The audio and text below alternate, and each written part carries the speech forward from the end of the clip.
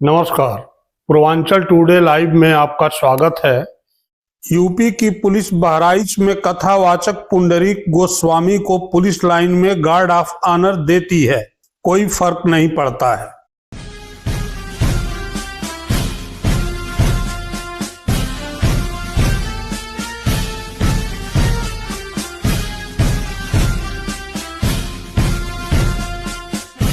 और माँ भारती के परम सेवा का सौभाग्य सतत काल तक हमें प्राप्त रहता रहे।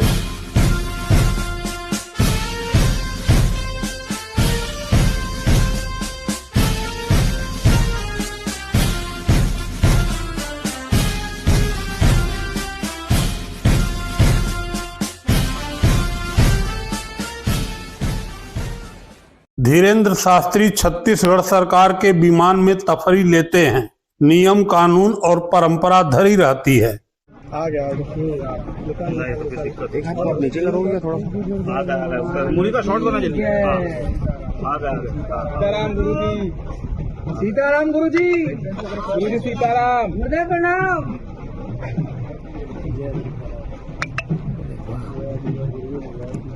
अरे वीडियो में गलत आ गई। अरे कंटिन्यू मोनिका।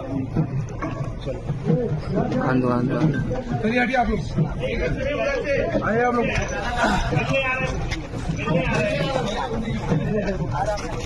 सीताराम सीताराम सीताराम गुरु जी, ठीक है महाराज। कैसी है?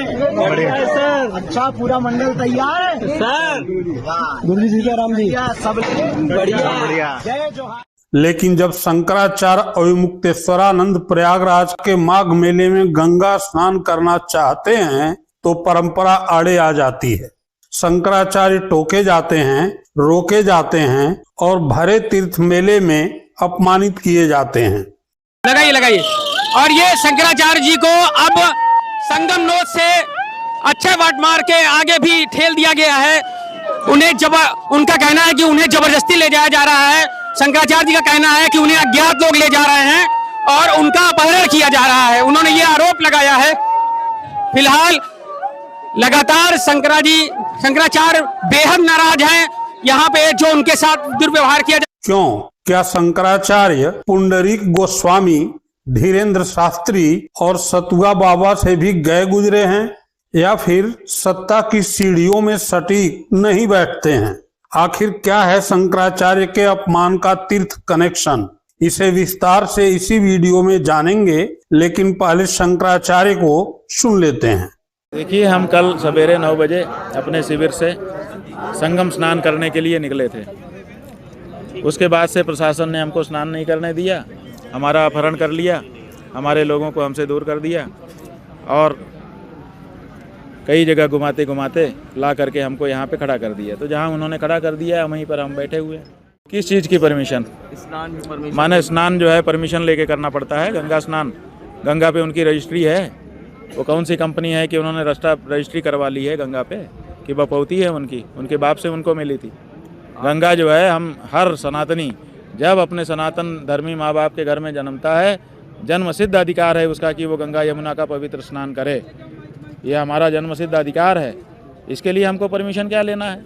और जहाँ तक सूचना की बात है कि आप आएंगे, हमको सूचना होनी चाहिए, तो सूचना उनको 3 दिन पहले से दी गई थी। बात यह है कि जो उनके हाँ में हाँ कहे, जो उनके हर काम को अच्छा कहे, चाहे बुराई हो, उसके लिए सब व्यवस्था उनकी रहती है। तो वो देख रहे हैं, आप लोग रिकॉर्ड कर रहे हैं। शंकराचार्यों की समस्या है कि वो शास्त्र के अनुसार बोलते हैं, जो धर्म बात होती है, उचित बात होती है, वो बोलते हैं। इसीलिए ढोंग के माहौल में उनकी बात को अनसुना किया जाता है और उनकी उपेक्षा की जाती है।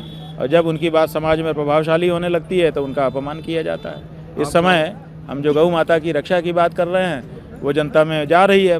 तो लोगों को लग रहा है, राजनीतिक दलों को, कि हमारा चंदा बंद हो जाएगा अगर गौ हत्या बंद हो गई तो इसलिए वो गौचर भूमियों पर उन्हें कब्जा करा रखा है अपने कार्यकर्ताओं का, वो छोड़ना पड़ेगा। इसके लिए वो अब हमको लोगों को अपमानित कर रहे हैं, लांछित कर रहे हैं। ऐसी कोशिश कर रहे हैं कि ये लोग मेला छोड़ के भाग जाएं, इनकी आवाज़ बंद हो जाए। दरअसल शंकराचार्य अविमुक्तेश्वरानंद सरकार के मुख्य आलोचकों में से एक हैं।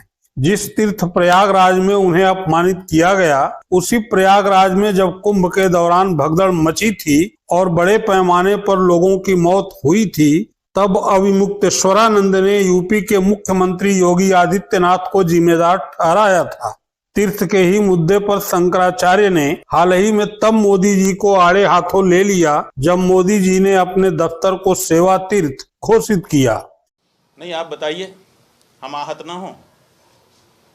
अगर हम अपने सचिव, हमारा सचिव है, मान लो सचिव माने सचिव कहो चाहे मंत्री कहो, एक ही होता है, और हमारा जो मुख्य सचिव है उसको हम प्राइम मिनिस्टर घोषित कर दें, उनको चोट लगेगी कि नहीं लगेगी?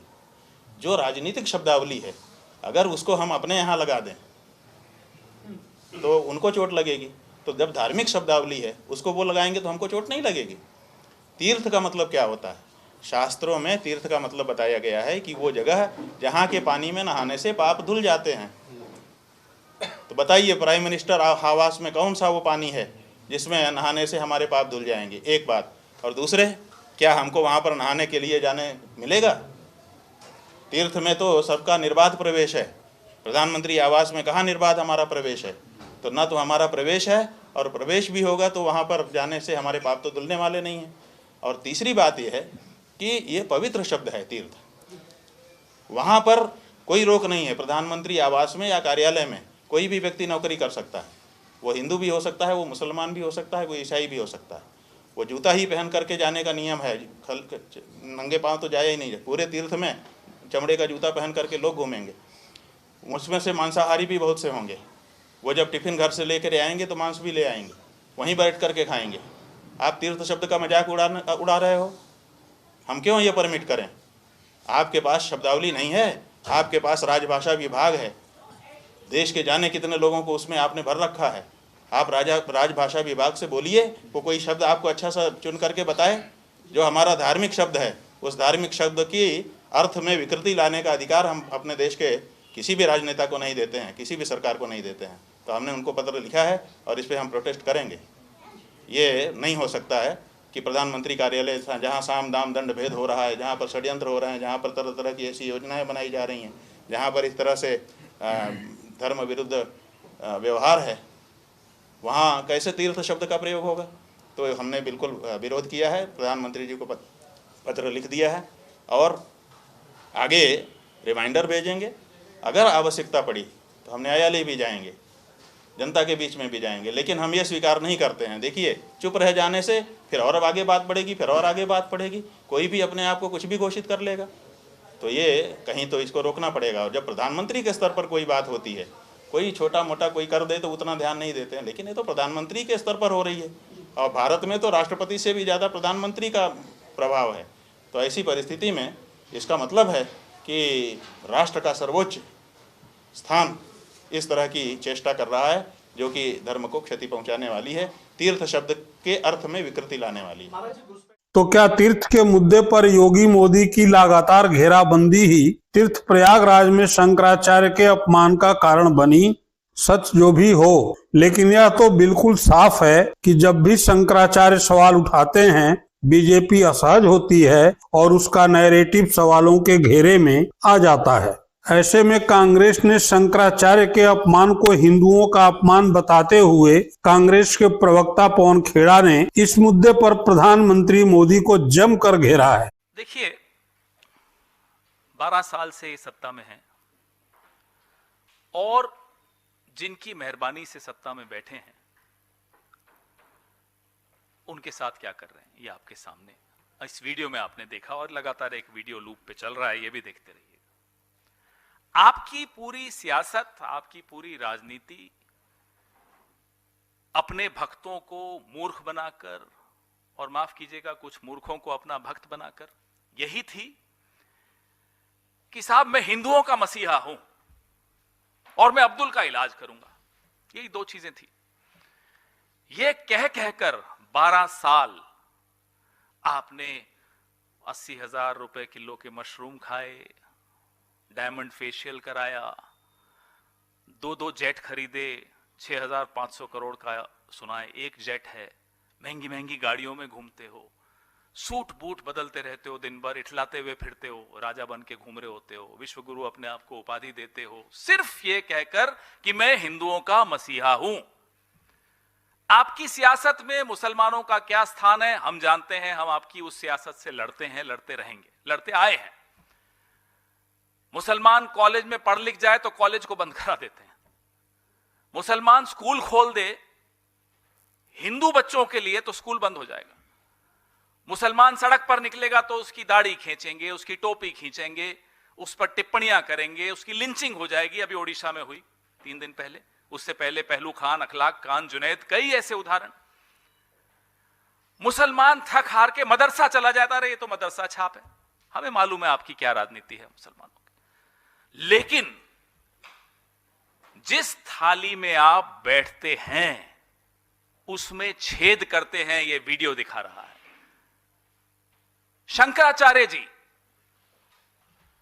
स्वामी अभी मुक्तेश्वरानंद जी, ये उनके साथ हो रहा है।